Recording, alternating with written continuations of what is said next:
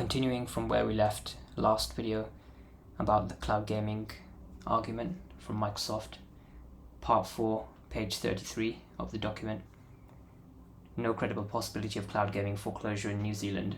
The same framework set out above in relation to consoles also applies to any cloud gaming foreclosure theory, namely for there to be any possibility of concerns about foreclosure in cloud gaming in New Zealand as a result of Microsoft acquiring Activision Blizzard's game publishing activities. The following cumulative preconditions must all be met. Cloud gaming would need to be a properly defined downstream market. The merged entity would need to have a substantial degree of market power in the upstream game publishing market, i.e. ownership of content that is must-have for downstream cloud gaming competition in order to have any ability to foreclose downstream cloud gaming services providers. And in the counterfactual, Activision Blizzard would make its gaming content available to cloud gaming providers in order for there to be the possibility of any transaction-specific effect. And in the factual, the merged entity would have the incentive to withhold that content from other downstream cloud gaming providers, which needs to be assessed in light of both redacted and the EC commitments and contracts. The withholding of that Activision Blizzard content would need to materially alter consumers' decisions in relation to whether they use cloud gaming, and if so, which provider. The withholding of that content would cause consumers to switch cloud gaming providers to such an extent that other cloud gaming providers would be substantially impaired in terms of their ongoing competitiveness, and as a result of that impact on other cloud gaming streaming providers, Microsoft would be able to increase cloud gaming prices or decrease quality, such that a substantial lessening of competition in a properly defined market could result, being an assessment that must be founded on credible evidence, not speculative starting at shadows theories. So let's take this point by point. Cloud gaming would need to be a properly defined downstream market. So we can go back to what the CMA says about this in their report. Now the second point,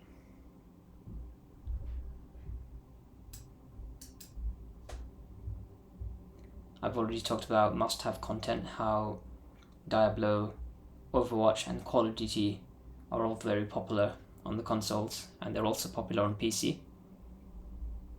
So they would constitute must-have content, depending on how you define must-have. But I'm assuming it means a very impactful title, a very popular title, which most people would agree. Diablo, for Overwatch, Call of Duty, they are very popular. World of Warcraft, quite a popular game. And arguably they are must-have to some extent at least. In the counterfactual, Activision Blizzard would make its gaming content available to cloud gaming providers. And they would in the future, because remember, Bobby Kotick has an obligation to his shareholders, and once cloud gaming takes off, becomes really big, then he would have an obligation to derive profit, and there would be more profit to be derived from making the games available on cloud gaming services like GeForce Now and so on, and Amazon Luna. Once they take off, there would be profit there because of microtransactions. And remember, you still have to buy the game to play on those services. It's not like a Game Pass subscription service where you get access to the games if you subscribe. It's a different type of thing. It's a bring your own game thing where you already purchased the game. So they would still profit from that. And so Bobby Kotick, he's kind of behind the times at the moment. But I believe with time he would have made the games available on GeForce Now and other cloud gaming services eventually, because the profit incentive would have been there and will be there. Point D, in the factual, the merged entity would have the incentive to withhold that content from other downstream cloud gaming providers.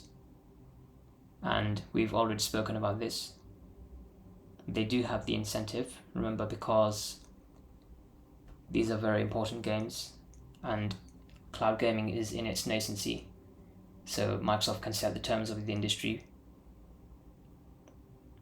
by withholding content important content, because right now is when customers have not got a brand loyalty to any specific cloud gaming provider, and they haven't really built up a library based on a specific cloud gaming provider.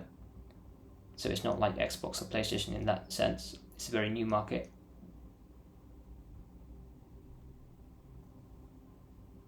So this is how Microsoft could control how the market will develop, and the CMA also addressed all of this.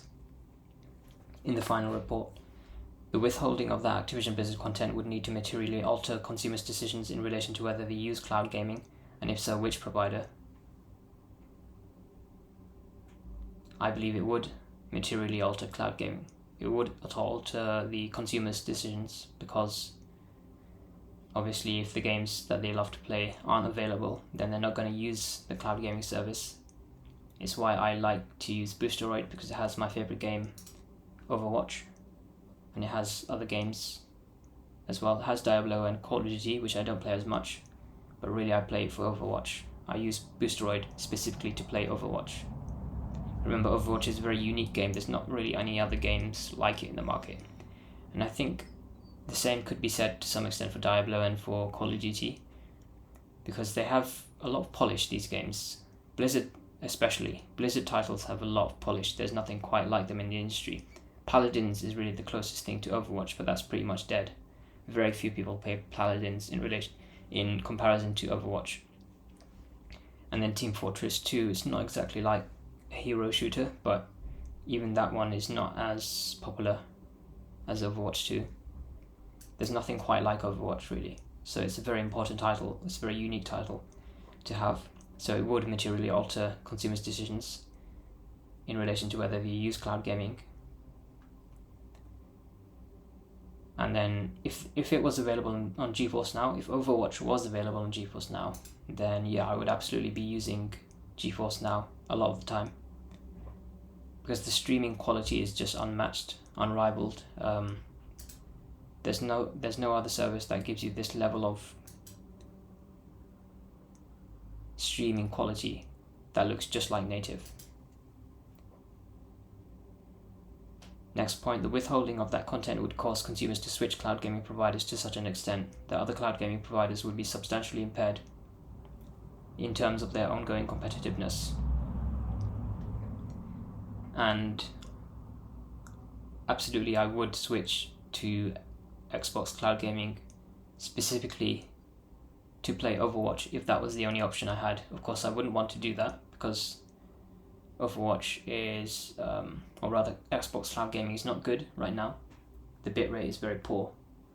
But if that was the only option I had as someone who came into cloud gaming and I wanted to play Overwatch, then I would absolutely be forced to switch to Xbox cloud gaming. And this would substantially impair GeForce Now and Boosteroid and other cloud gaming providers, Luna, Amazon Luna as well.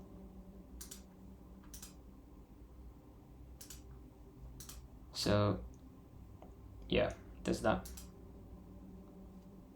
The next point is, as a result of that impact on other cloud gaming stream providers, Microsoft would be able to increase cloud gaming prices or decrease quality. Well, they already have. They've already increased the price of Game Pass Ultimate in anticipation of the acquisition, because they made a promise that they wouldn't increase prices afterwards. So the way they found around that is just increase it beforehand, increase it right now. So they would be able to increase cloud gaming prices or decrease quality, such that a substantial lessening of competition in a properly defined market could result, being an assessment that must be founded on credible evidence, not speculative, starting at Shadow's theories. And remember, so properly defined is really, it's not really a thing the way Microsoft is trying to put it. Like, there is no thing as a properly defined market. You have, what's important here isn't a properly defined market, it's whether there will be a substantial lessening of competition between products and services.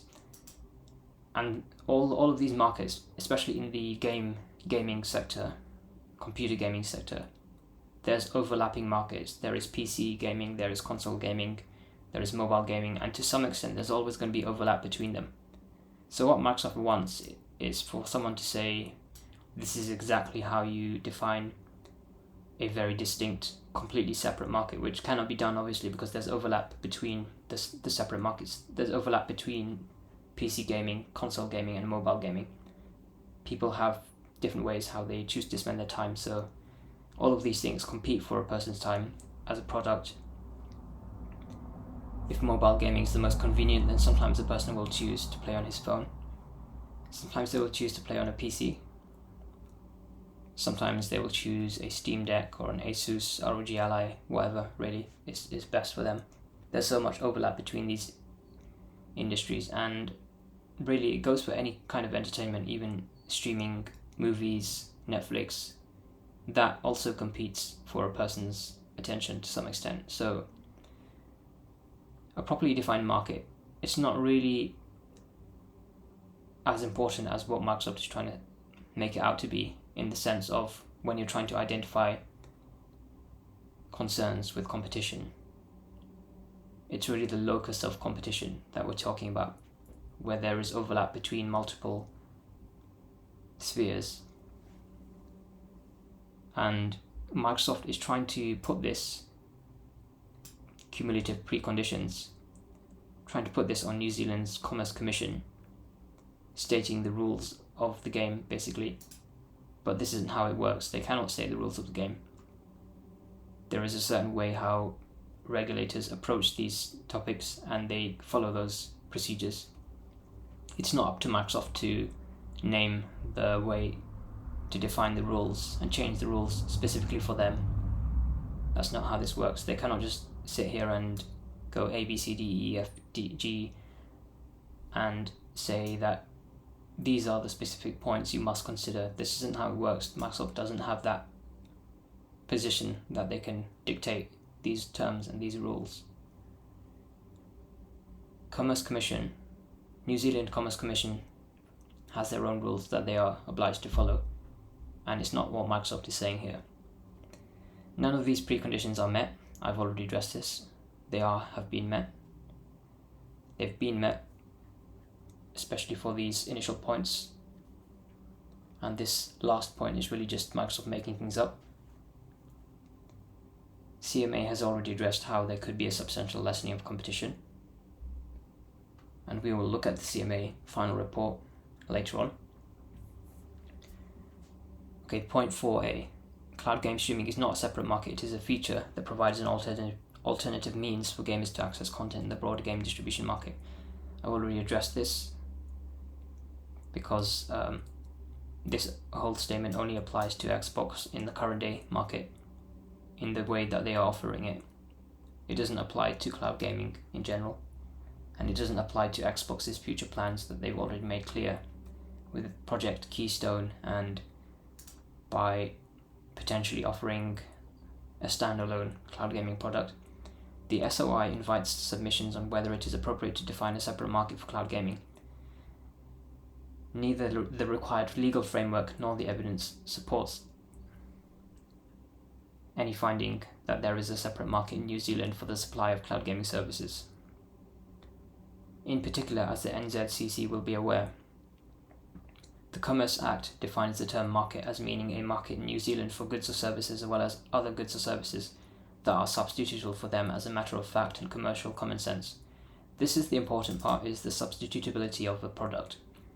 Microsoft is saying that you can substitute cloud gaming with local gaming, and this is only correct for Xbox if a person already owns an Xbox, or if a person already owns a gaming PC, high-end gaming PC. Now, if that person only has a MacBook, or if they only have a Chromebook, low-end hardware that cannot run games locally, or if they even have a PC, a Windows PC that is very low-end and really struggles to play high-end modern games, then those things, they cannot be substituted for the cloud gaming. Cloud gaming is the only option because it allows people to access high-end games on any device. There is nothing that can substitute that. The fact that you can play on any device. You might be able to play on an Xbox, but that's not a substitute for everyone. That's only a substitute for the few people who have an Xbox, right? So continuing on, this means that market definition is not decided by differentiated offerings, as suggested by the SOI, but rather by real-world substitution between goods and services. Applying this approach, the NZCC has said that similar products may have different attributes, causing a price differential, and yet still be close enough in attributes to be a substitute product. The High Court has made clear the problems with defining a market too narrowly, for example by defining separate markets, when products appear different but are in fact substitutable. Now, in regards to price differential, obviously this is a big selling point of cloud gaming, is the fact that you don't need to already own hardware and you can play on any device for a pretty low monthly fee in comparison to actually getting a device straight out buying something. So there is a huge price differential. So that's another reason why it is a separate market, because there's no initial outlay that is, hundreds of pounds, £200, £300, £400. It's at most, for example, if I were to take GeForce Now, £20 per month, £18 per month, right? That would be for the ultimate tier, and then for the priority tier, £9 per month, which is massively different compared to buying a console, PlayStation for £300, or a Switch for £250, something like that. Applying the required framework demonstrates that there is no distinct market. Oh, I should also add, another part of differentiation with cloud gaming is when you're paying those monthly payments, you can stop at any time. So it's not a contract. Because I know some people might be trying to counter this by saying you can get an Xbox Series S on a rented kind of or a monthly kind of payment basis. You can pay £20 per month to get an Xbox Series S with Game Pass. I think it's called All Access or something like that, Xbox All Access, and you can pay monthly, but that's not comparable because you cannot stop that payment at any time as you can with cloud. You can withdraw, you can end your monthly contract or your monthly payment at any time if you choose to take a monthly payment option. So that is another reason why cloud gaming is completely different. Applying the required framework demonstrates that there is no distinct market for cloud gaming services. Cloud gaming is no more than a feature that provides an alternative means for gamers to access content on a device, i.e. they can purchase a physical disc, download for stream content. That is consistent with the findings of the EC, which has concluded on the basis of feedback from market participants that the relevant market is an overall market for game distribution, and that this market should not be segmented based on type of access, i.e. physical disc, downloading or streaming. Now, Microsoft brings up the European Commission, but actually the European Commission themselves noted that cloud gaming was they noted it as a separate theory of harm. It wasn't included as under the umbrella theory of harm of, say, something else, of like gaming catalogs. It was analysed as a separate entity. So even if the EC considers it as a market segment, it doesn't really matter. It doesn't matter how you define it, how you call it a market segment or a separate market. What matters is whether there is a substantial lessening of competition in products that are actually substitutable, which does not include consoles, as I've already pointed out. Cloud gaming is not a feature because many people who don't have access to an Xbox, they don't have access to native gaming, so they can't just do the try before you download, or rather switching. They cannot switch between local and cloud. So for that reason, it's not a feature, it's a standalone product. The following evidence further substantiates that there is no separate market for cloud gaming, and that it is just a very small part of the broader game distribution market. This is all redacted, so I can't read this.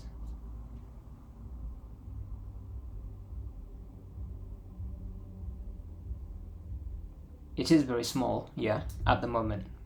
It's expected to grow, so this isn't very correct because it's going to be growing in the future. The market share will be really huge, just like we saw with mobile.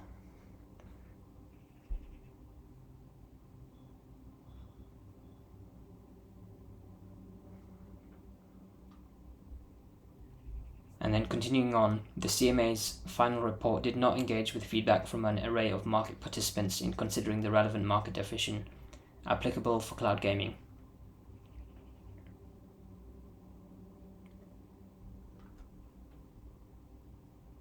We'll have a look at the CMA's final report in a bit, later on in another video, but I think they did engage with the feedback. I think they addressed it. Furthermore, redacted in its testimony to the US District Court, Google accepted that its cloud gaming service, Stadia, competed with consoles and PC distribution platforms. Now, a lot of people are relying on this argument that Google came out in the FTC trial and said, Stadia did compete with consoles. But what they're missing in this argument is that at the time Stadia released, that was when there were no other major cloud gaming competitors. There was no GeForce Now, really, or at least GeForce Now was just starting out, so nobody had really heard of it. People didn't know what cloud gaming was really en masse as they do today. So obviously Stadia had no real competition, and the way Stadia is marketed is more as a console type of product. You have a controller, you plug it into a TV, and it's more marketed that way. But really, that's not true of GeForce Now and other bring your own game services that are more PC-like, where you can control your settings in the game. You play with a mouse and keyboard primarily. Stadia had more of a console-like experience, basically. More of a casual type of experience. And at the time, there was no other competition other than consoles and PC gaming when it came out. So that's the important part people are missing. Next point, the required analytical framework to market definition confirms that cloud gaming is part of a broader game distribution market.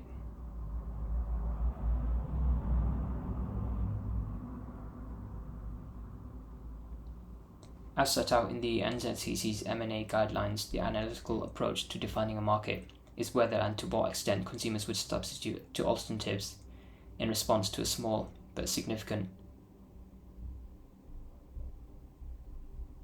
non-transitory increase in price, SSNIP. Gaming is a differentiated market, and a view that cloud gaming offers certain differences or advantages in comparison to other forms of gaming. For example, in comparison to native gaming, is not sufficient to define a separate market, especially if those markets are not taken into account in the round of the disadvantages of cloud gaming, such as latency, lagging. So let's break this down.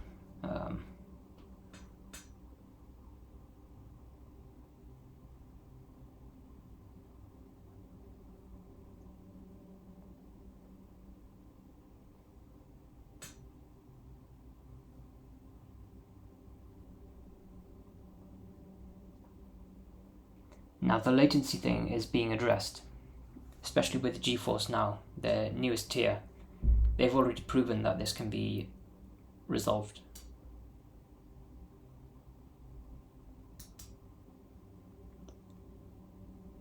So yeah, this should be taken into account, but they should also take into account that it's being addressed very significantly.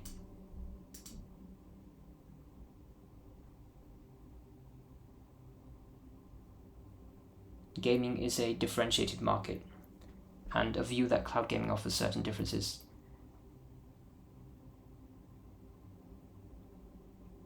It's not just certain differences, it's very specific differences that are convenience, price,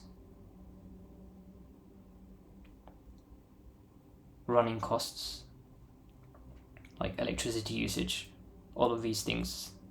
Platform agnosticism, meaning you can play on any kind of platform. price, meaning there's flexibility, there's no being tied into a long-term contract unless you opt for that.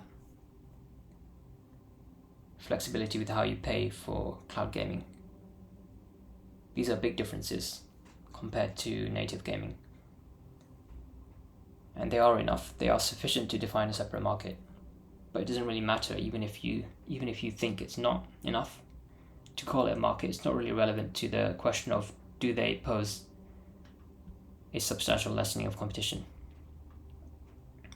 Rather, for an economic analysis to conclude that there is a separate market for cloud gaming, it must be that the degree of substitutability between cloud gaming and other forms of gaming access is so low that gamers would hardly switch in and out of cloud gaming in response to a change in pricing or distribution policies.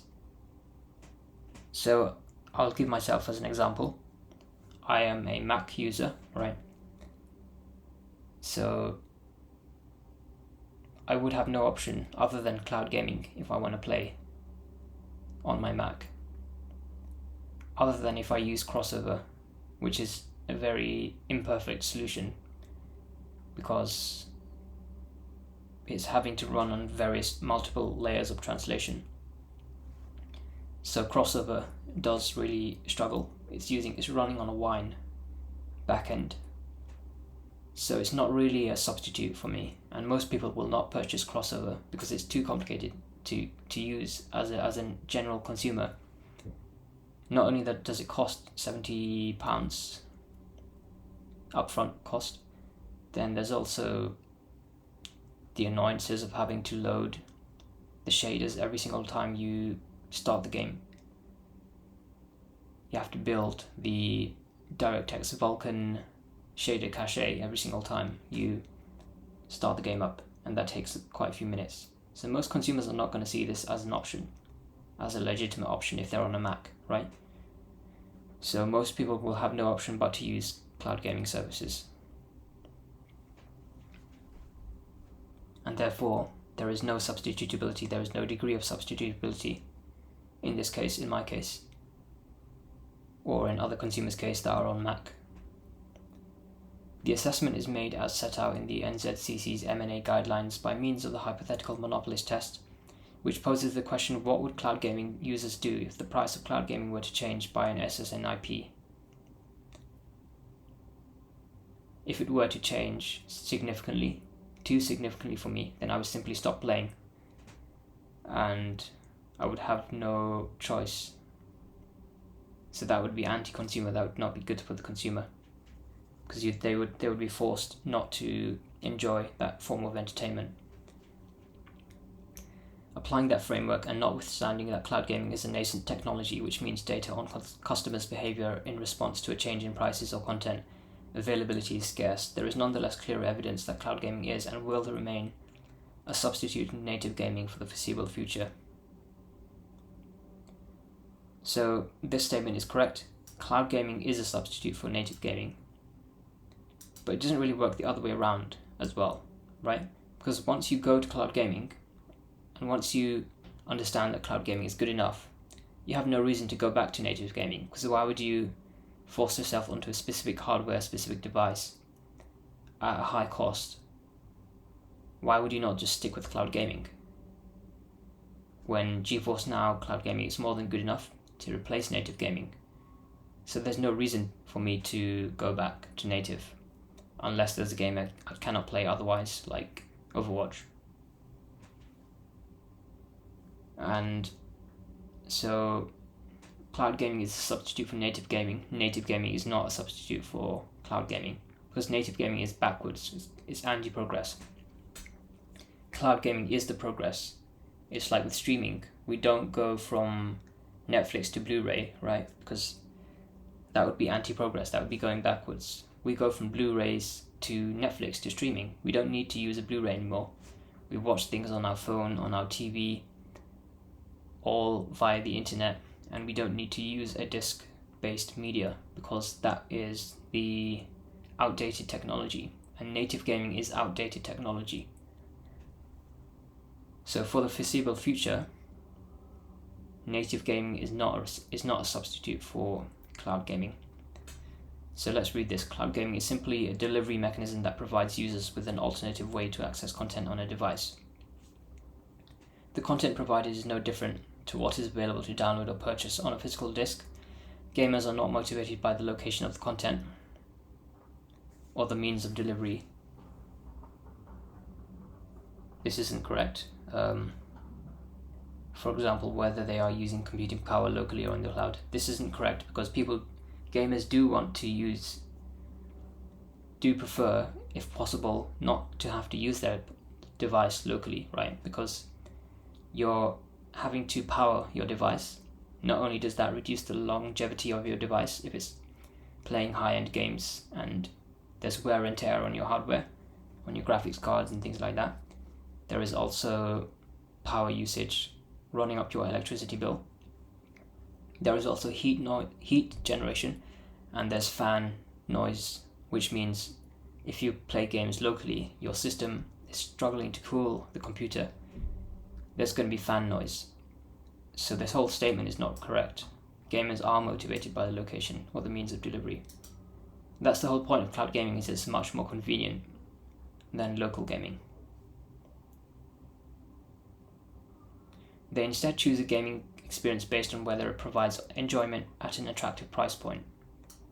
Now again, this is fallacious reasoning. This is called where you have two choices. You limit something to two possible options when there are more. I forget what it's called, but there are more factors than simply enjoyment of the game and attractive price point. There are other considerations that I've mentioned, like the convenience of being able to choose your device and so on. Key factors that users consider include the subject matter of the game, storylines, graphical performance, speed, e.g. loading times and latencies, mechanics, game selection, and game cost. This is true for all gaming platforms, with streaming being no exception.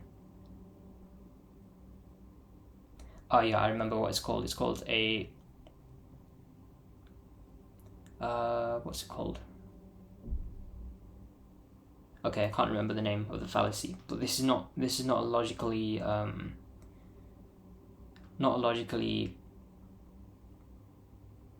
backed statement.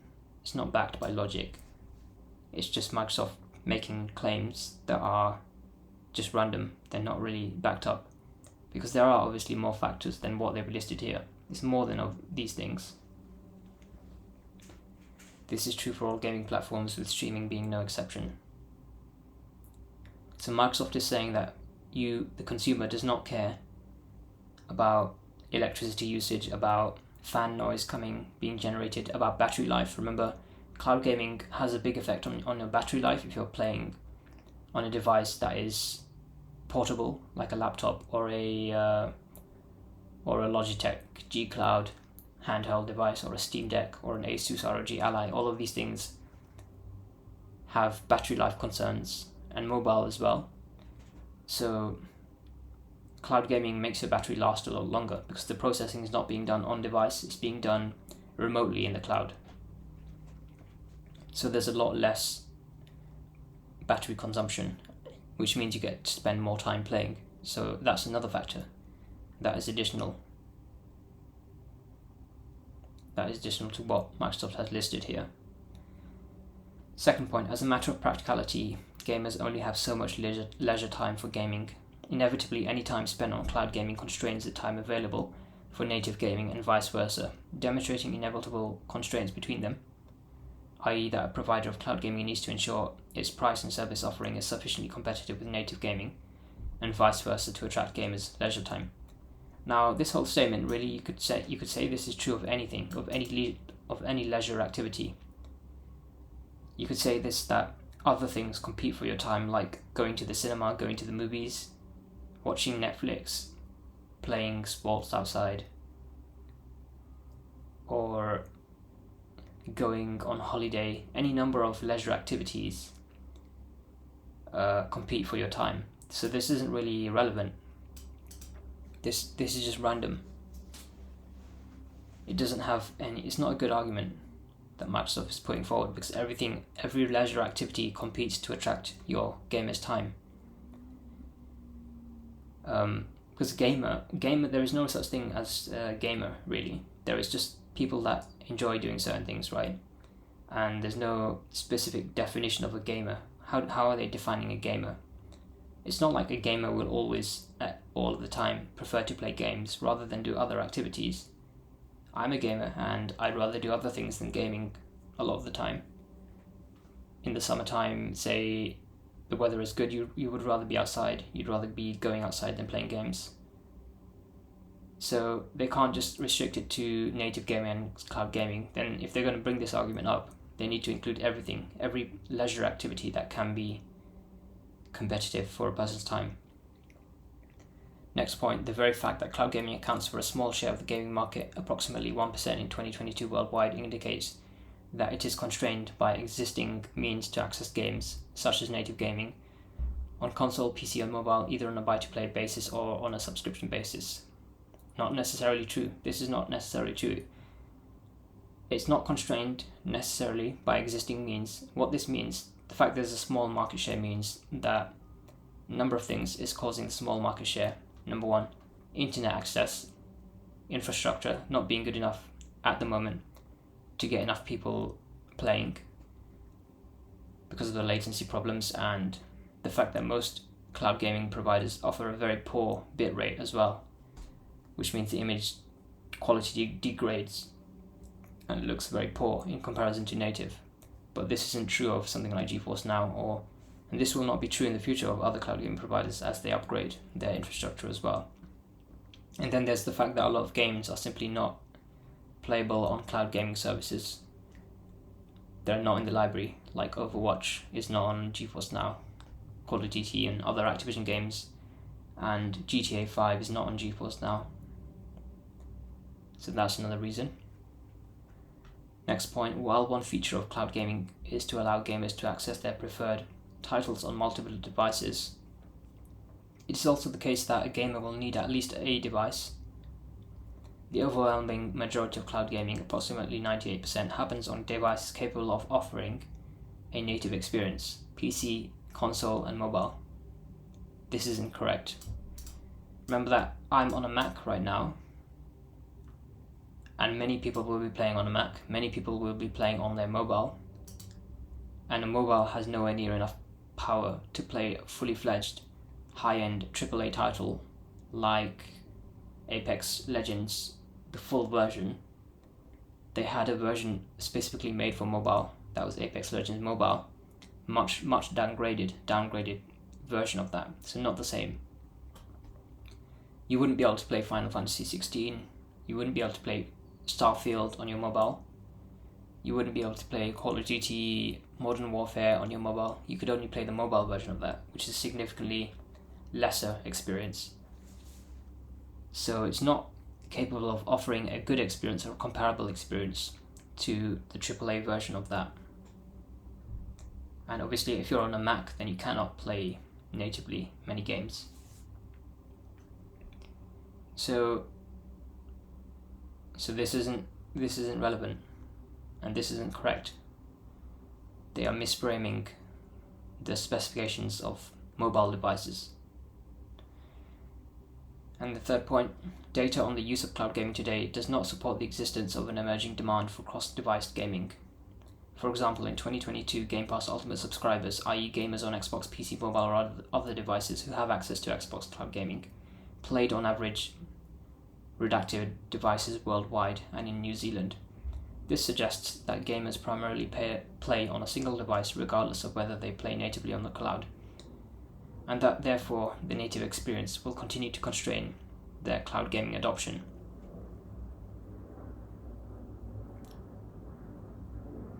I'm not sure if I agree with this. For example, in 2022, well, this isn't a good statistic. This is a cherry-picked statistic. Game Pass Ultimate subscribers will obviously be playing mostly on Xbox or PC, because that's what Game Pass Ultimate is offering you the native option as well, in addition to the cloud gaming option. So a lot of people are going to download it to their existing Xbox or PC that they already have. That's a large part of the value proposition that Game Pass Ultimate is offering. It's not just the cloud gaming, it's offering you the native ability to download, and that's a better value proposition for people who already own an Xbox or a PC. So it's not a better proposition for people who don't own those devices. So this isn't evidence to support a lack of demand for cross-device gaming. It just shows that people who already own gaming devices would prefer to continue to play on those gaming devices that they already own.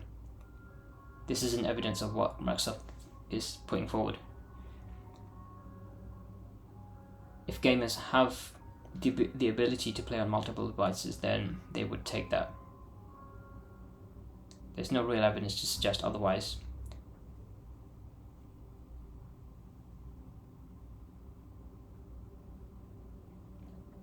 So, next point, mobile devices have increasingly powerful processing capabilities, and numerous games are available for native gaming on mobiles. This means that mobile native gaming is already a highly popular alternative, giving it higher potential for future growth than cloud gaming. But there's a big but here. Mobile devices do have increasingly powerful processing. But I remember I had an iPhone, quite modern iPhone, like an iPhone 12, quite powerful one, and it was capable of playing games, but it had a big disadvantage, which is when you start playing really intensive titles like Genshin Impact, not only the battery life would take a massive hit and really be substantially lowered, but also the screen brightness would be reduced just to keep up, to prevent the device from overheating. So these big AAA titles are not meant to be played on a mobile.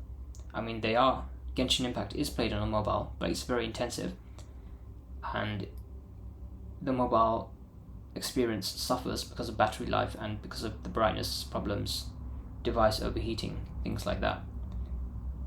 So it's not really meant for gaming, and it's not good enough for gaming, really. Not for AAA gaming, at least.